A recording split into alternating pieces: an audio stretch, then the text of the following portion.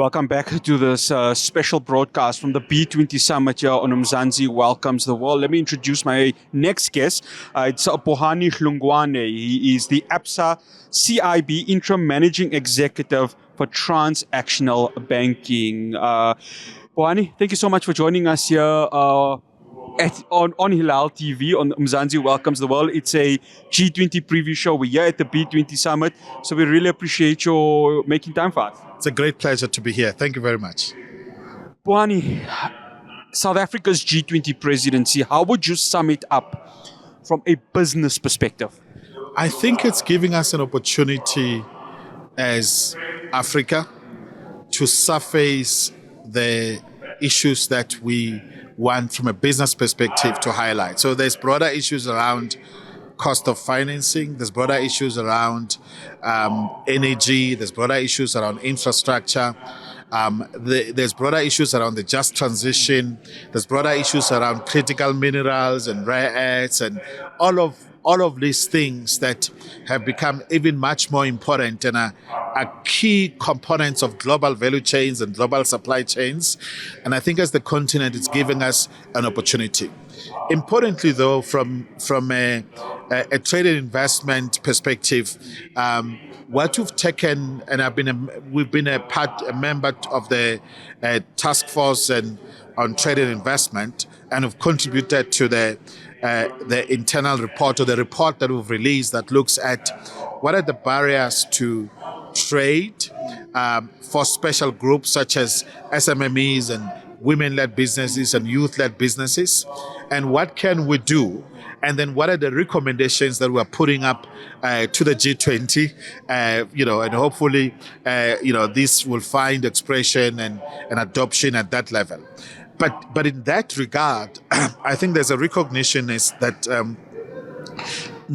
trade and investment are going to be, as they have been, even much more important drivers of Africa's growth story, more so in the current environment where we're seeing fragmentation in terms of the geopolitics, and that's leading to fragmentation in terms of global supply chains and therefore opportunities as well from an African perspective to specifically look at how we can drive trade within the continent. And therefore it raises the questions of what can we do to accelerate that so that it's not just a conversation only.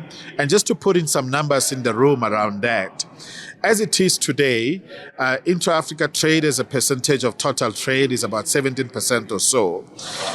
That is way below global standards in terms of whether you look at Europe, which is highly integrated and the numbers are 70% plus, whether you're looking at North America, whether you're looking at Asia, where it may be 40%. And within that, you've got some of the regions that's higher. So if you think about ASEAN or many other, whether you think about the Middle East. And the challenge we have, therefore, is what can we do to get an uptick on those numbers? And what is the significance of getting an uptick on those numbers?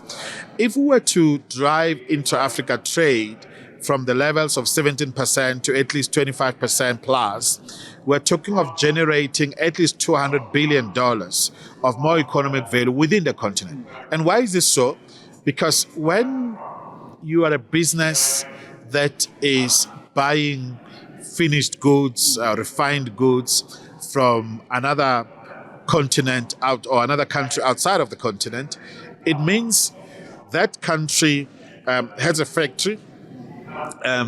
It's employing people, it's creating value, it's got suppliers in there in order to generate or to create that good that you're buying from Kenya or from South Africa or from Ghana or from Nigeria or from anywhere else in the continent.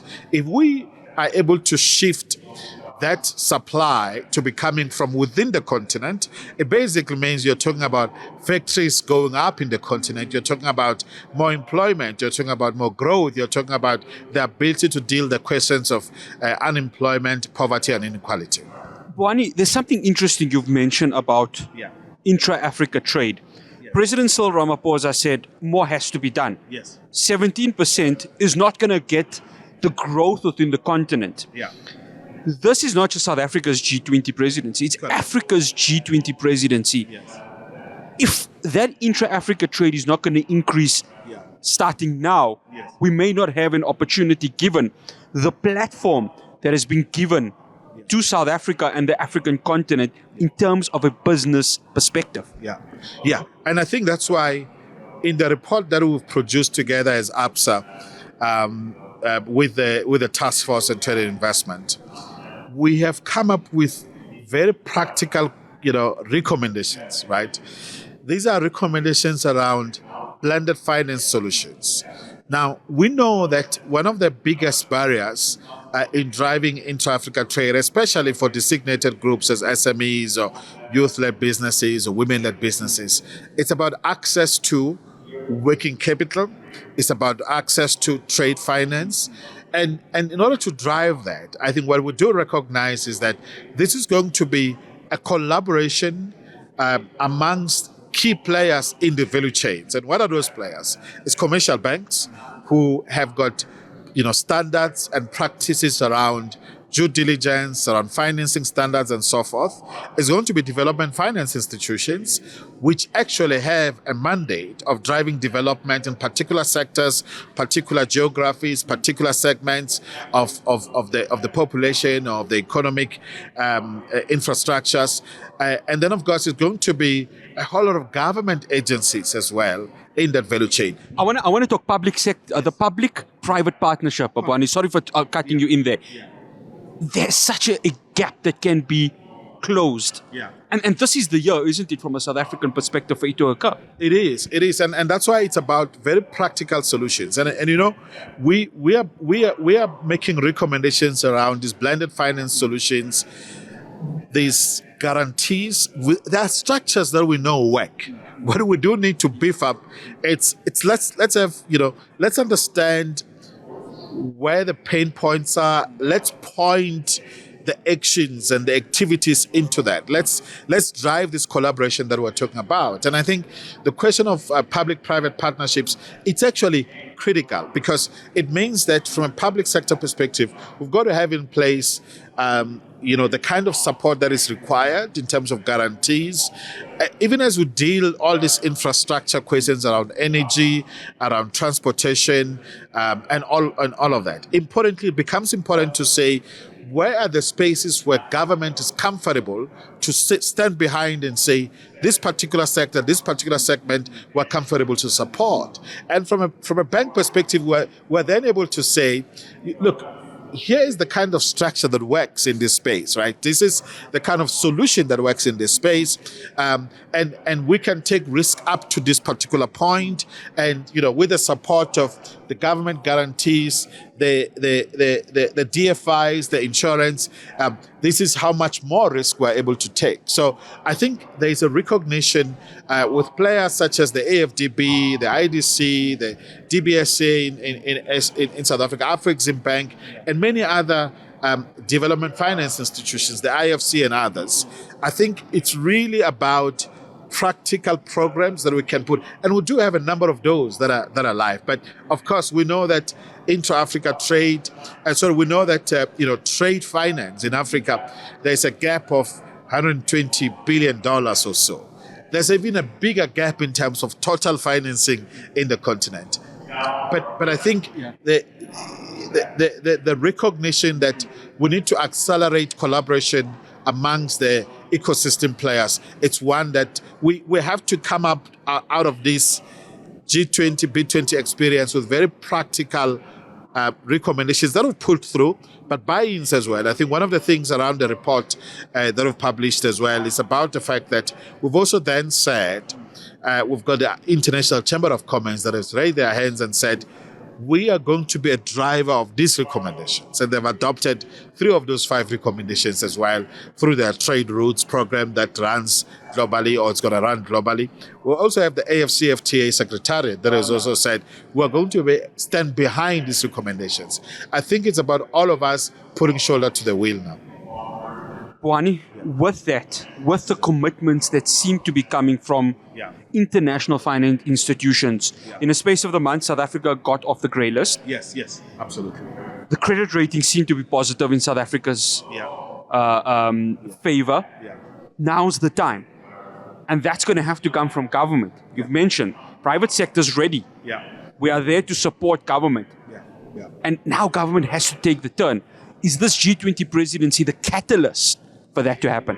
I think it's a catalyst for will, not just from a South African perspective, but also across the continent as well, right? To make sure that this is not just about talk, this is about standing behind some of these, challenges that, whether you're talking about corruption, that creates, unfortunately, those things do add huge costs in the business environment. It translates into a risk premium that we should be able to deal with as a continent. Look, I mean, there are questions that of cost of capital and the risk perception and premiums that all institutions are raising. And I know that the various CEOs of the financial institutions are continuing to raise this question about the disparity between the actual risk and the real risk of doing business in the continent and the perception, which translates into a risk premium and makes the cost of doing business even much more expensive. But put that aside, I think there is a responsibility we have as governments in the continent to be able to deal issues of crime and corruption, to be able to deal these issues that actually add a few basis points in terms of the cost of doing business in the continent. Private sector, I think it's there. I think we must continue to find solutions. We must continue to partner with the public sector. We must continue to partner with governments to find solutions that work for businesses. Enabling as banks, enabling entrepreneurs across the continent through capacity building, through financing solutions and risk management solutions, so that entrepreneurs and businesses are free and are free to go out there and create services and create business. The opportunities of a single market in the continent are huge for Africa, and it is time. Even as geopolitical challenges persist, it is time for us to actually take advantage of those. Bohani, I got 1 minute left for you.